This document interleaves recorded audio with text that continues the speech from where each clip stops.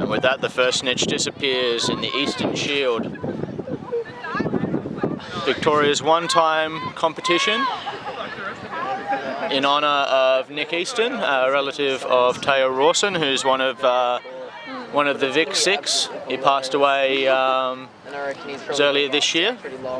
In his fight, lost his fight to leukemia, and so for him we play Wrackspurts Manticores.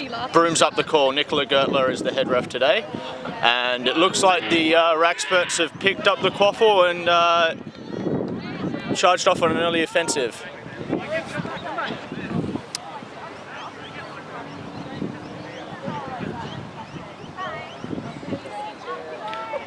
Callum Dale with the quaffle. Big shot wide.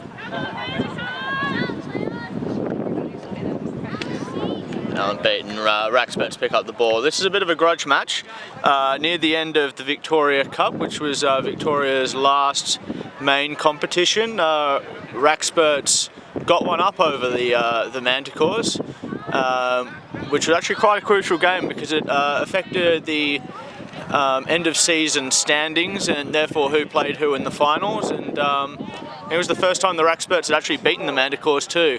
That was a good pass, even if it did nothing. The Wrackspurts have certainly got passing going on. Oh, yeah. And yeah.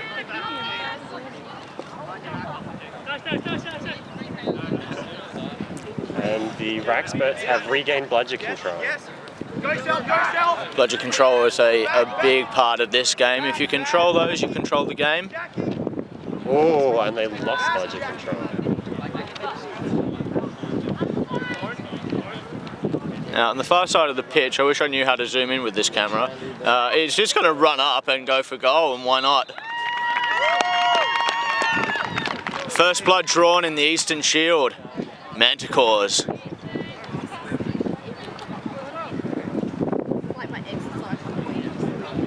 How do I zoom in this? It's a goal! It's a goal! It's a goal! And Nicola agrees. It was a goal.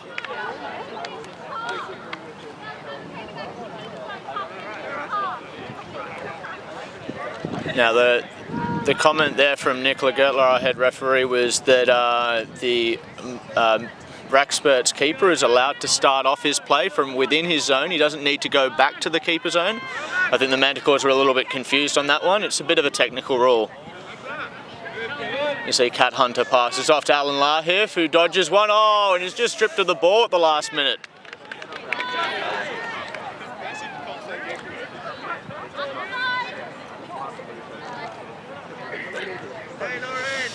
Liam McCoppin passes off to a new player whose name I'll need to learn.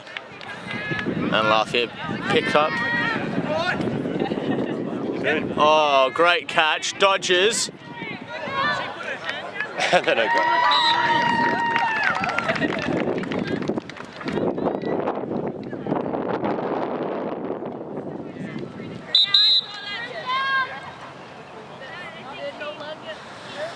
Chaser apparently stuck her hand through the hoop, according to goal ref and also one of the judges.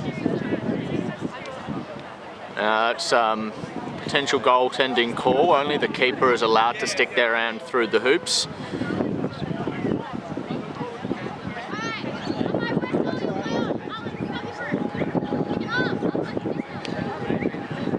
Alan was just told. Liam picks up.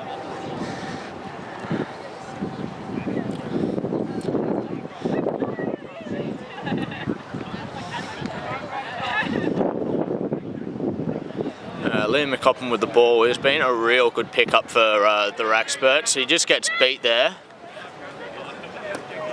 Oh, it's really up those guys. And Daniel Jenkins, one of their top scorers from Vic Cup, passes off to Liam.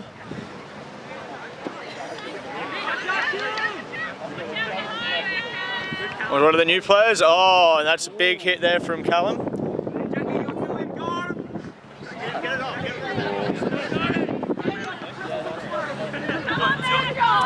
Oh, look how quick he is. No chance at all. Jeez, I wish I was that quick. And fair enough. Yeah. I had to resist a call before. When you said Alan Pink. Sorry, Lauren.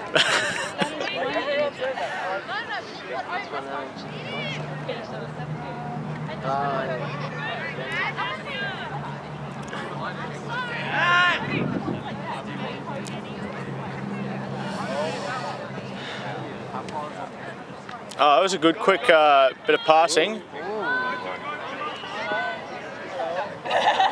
It's gone a fair way back, but it's still within play.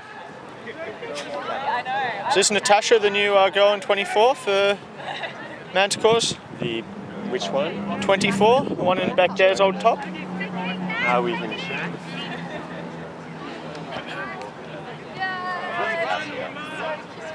That is Cassia, apparently. According to our scorekeeper. Excellent. It's good to learn the names. Good strip at the last minute. Wrackspurts pick up the ball. Oh, and Callum Dale still putting on pressure. Their keeper's down.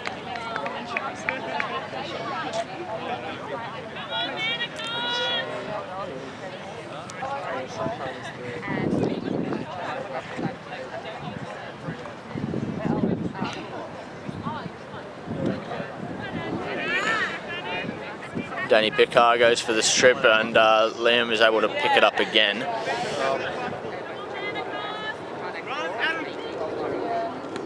Oh, missed goal there. Danny Pickard picks it up, and just off the camera. Actually, I think I was pointing in the wrong direction, so it's probably on the camera.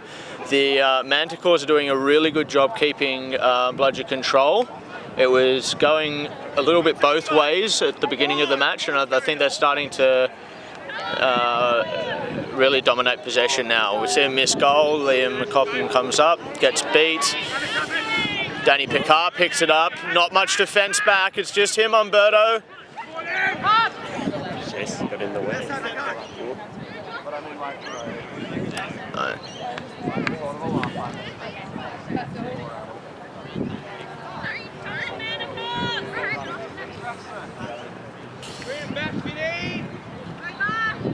Great pass finding the player.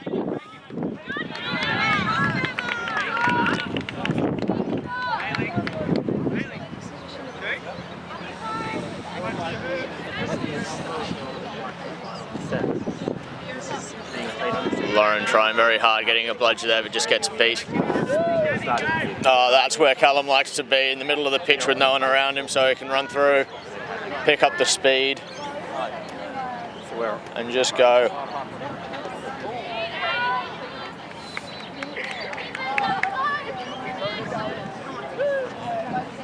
Get it on, Green, get it on!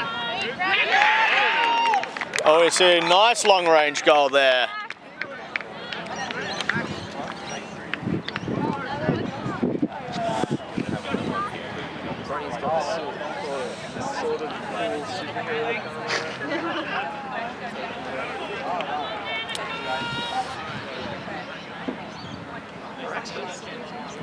Yeah.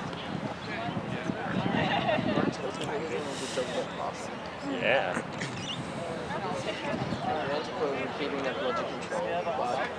The Wrackspurts are definitely trying for bludger control and they're doing good. The Manticores are just doing better.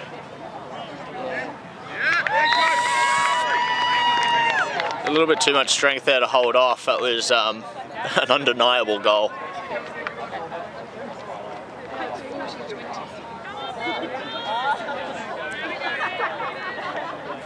Despite making it slightly more difficult to commentate, what other advantages do you think there is for bringing in the new players into Quidditch, Luke?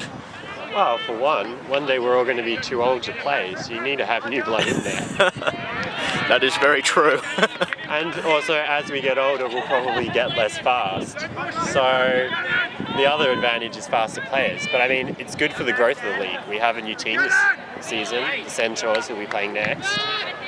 And hopefully we'll be having some more teams come next year. Always looking to expand the VQA, and I have to agree. I mean, The more people that get involved in Quidditch, the more people are going to be promoting Quidditch to their friends, and it's just going to be exponential growth from here. I think we're really at a tipping point. Who was it? A friend was in a car with one of her lecturers from university, who, when she said that she played Quidditch, was like, my friend Beck plays for the Manticores. Ah. So as it goes bigger and bigger, people will actually know what Quidditch is. And we'll stop asking, so how do you fly? Yeah. I think that is one thing about playing Quidditch and being asked about Quidditch. It's very difficult to talk about the sport without needing to go through all of the rules. You get good at it, I think, at least. We're nearing, by the looks of it, Seeker floor. The scorekeeper is watching his clock quite closely. And in fact, Seekers on release! Seekers are released. Nice goal there. It's a team goal from the Manticores. David Blamey passing off to Alan Latif.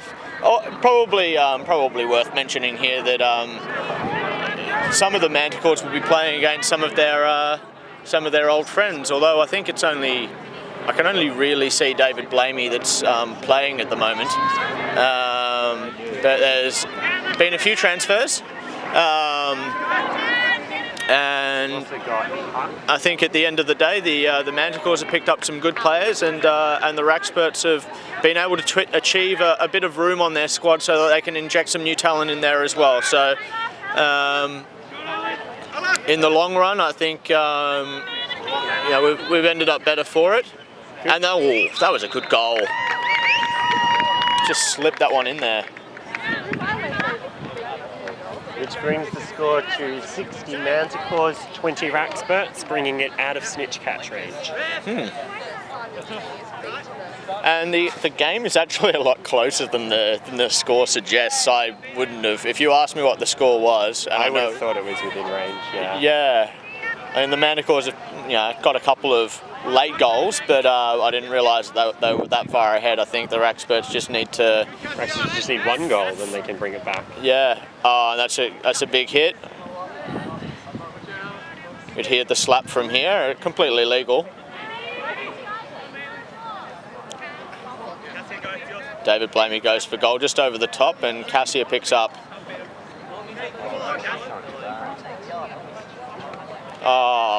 And a nice block. David picks it up though. And another block.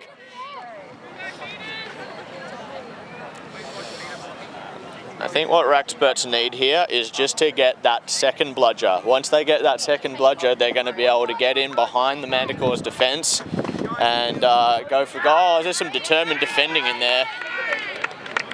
Denny Tasman, that's another one of the old Wrackspurts players, who is actually is very quick, and he scored a goal. Wow. I thought that hit the post, but I'm clearly mistaken. Yeah. Come on! And straight into defence too. A champion. Ooh. Oh.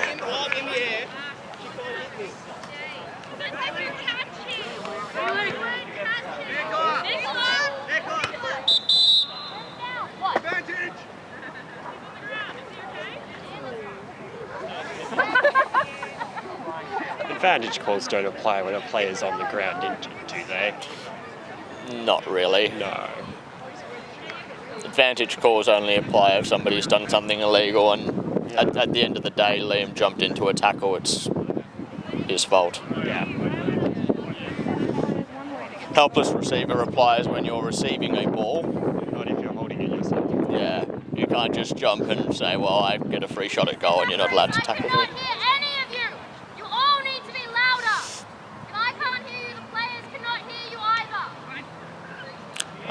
I think they definitely heard that instruction, and the assistant referees are definitely going to be louder from now on after that. Just while we're having this brooms down, I'll just go through some of the changes in the league setup from the Victoria Cup. There is no finals at all in this competition. It's purely a round robin style setup. So. All the teams will play each other, and then the team with the most wins and points, etc., will take it out. There is no finals. There is no knockout portion of this competition. It's purely a one-off. And we've got quite a few teams that will be in serious contention for taking this out. The Manticores have always been strong, and they've got some new players in, some fresh blood. The Basilisks, having been knocked out in the grand final 2 times in a row, really, will be out for blood. And the Muggles will no doubt be wanting to continue their winning streak from the Vic Cup and also Mud Bash. And the Wrackspurts. So although they've had a few players move over, they've had some new players come in, and they're quality players too. So we've got those 4 teams competing really heavily. I know the Unicorns have really mustered their numbers up, and the Direwolves and the Centaurs as newer teams will be also looking to make a big impact. Speaking of big impacts, Liam McCoppin's got up from his big hit before, and he's hit down again. Beat on Cassia, and again just too quick. Oh, Hoop also like rotates around the ball.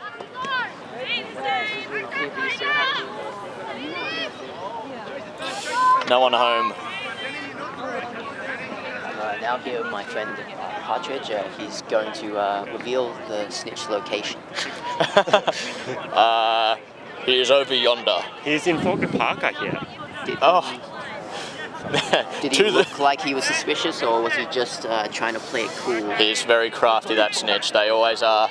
I thought so. He looks like he was carrying illegal objects. Yeah. We will find out soon.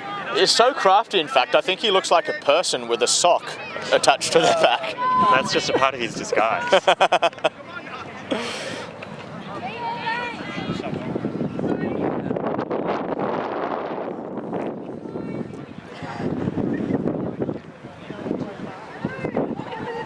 Speaking of disguises, there is no disguise for the talent that is Huck. Passes the ball over to Denny.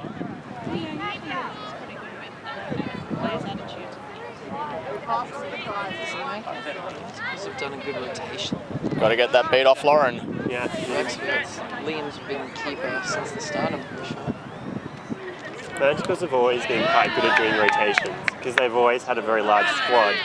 They've had to deal with that, and they've just realised it. Whereas when you start off small and just slowly grow bigger, maybe you don't notice as much. Jason Gray passes back.